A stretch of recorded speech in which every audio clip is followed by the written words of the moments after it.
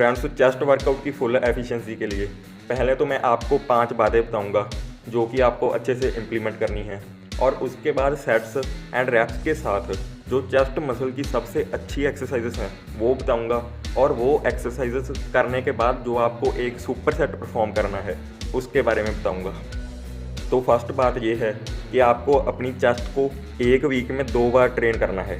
इसके बारे में ये वाली स्टडी में भी बताया गया है कि एक की जगह अगर 2 बार चेस्ट ट्रेन की जाए एक वीक में तो इससे चेस्ट हाइपोट्रोफी ज़्यादा होती है, जो कि सीधे सीधे चेस्ट मसल की ग्रोथ में मदद करती है। दूसरी बात जो आपको याद रखनी है वो ये कि चेस्ट मसल की ट्रेनिंग के दोनों दिन आपको अपनी चेस्ट मसल के सभी पार्ट्स को अच्छे से टारगेट करना है, जिसमें कि आपकी अपर चेस्ट, मिडिल चेस्ट और लोअर चेस्ट आती है, और उसी के साथ आपकी इनर चेस्ट भी इंक्लूडेड है।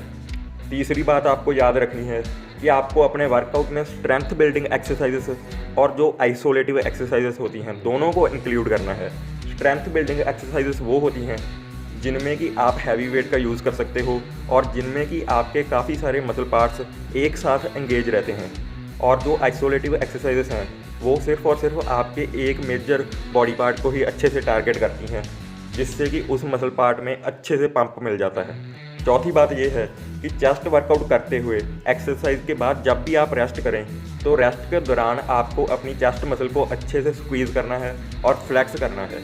इससे होता ये है कि आपकी चेस्ट मसल ज़्यादा टाइम तक अंडर टेंशन रहेगी, जिससे कि उसकी हाइपोट्रोफी एंड एंड्योरेंस इंक्रीज होती है। और जो लास्ट बात है वो ये कि जो मैं एक्सरसाइजेस बताने जा रहा हूँ उनके साथ जो भी टिप्स बताऊँगा, जो भी सेट्स एंड रैप्स लगाने का तरीका बताऊँगा, उसको अच्छे से इम्प्लीमेंट करना है। तो फ्रेंड्स, चेस्ट वर्कआउट की हमारी पहली एक्सरसाइज है bench press.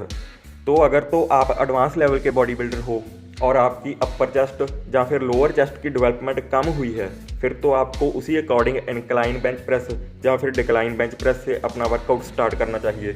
Otherwise flat bench press chest workout शुरू करने के लिए सबसे अच्छी एक्सरसाइज है, और ये एक्सरसाइज चेस्ट की ओवरऑल डेवलपमेंट के लिए सबसे अच्छी है।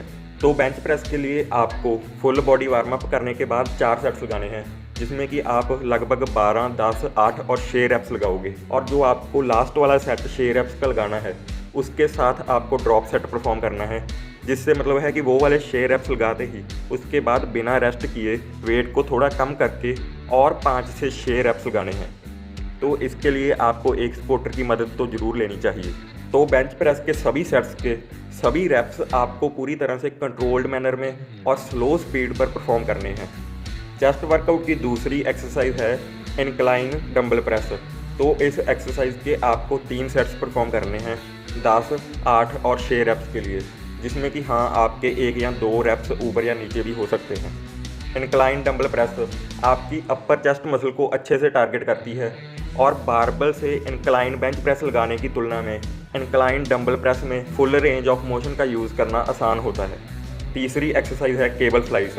तो इस एक्सरसाइज के आपको 3 सेट्स लगाने हैं 10 से 12 रैप्स के लिए, और केबल फ्लाइज के आप 2 वेरिएशन से यूज़ कर सकते हो।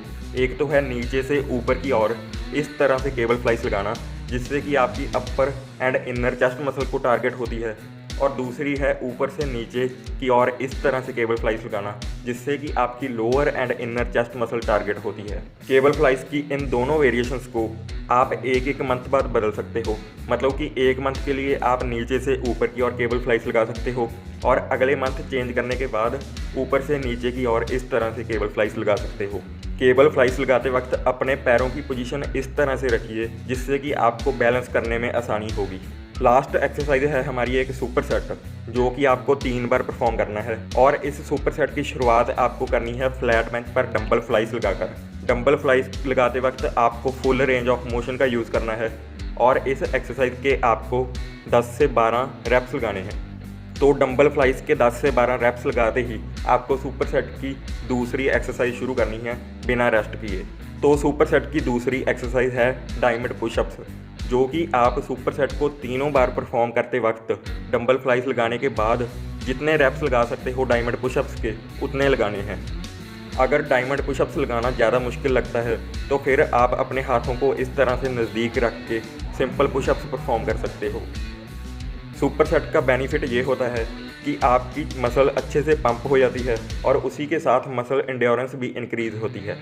तो इस सुपर सेट को आपको 3 बार परफॉर्म करना है और डंबल फ्लाइज लगाते ही बिना रेस्ट किए आपको डायमंड पुशअप्स या फिर नॉर्मल पुशअप्स परफॉर्म करनी है। उम्मीद है कि इस वीडियो में बताई गई सभी टिप्स और सारी जानकारी आपको अच्छी लगी होगी।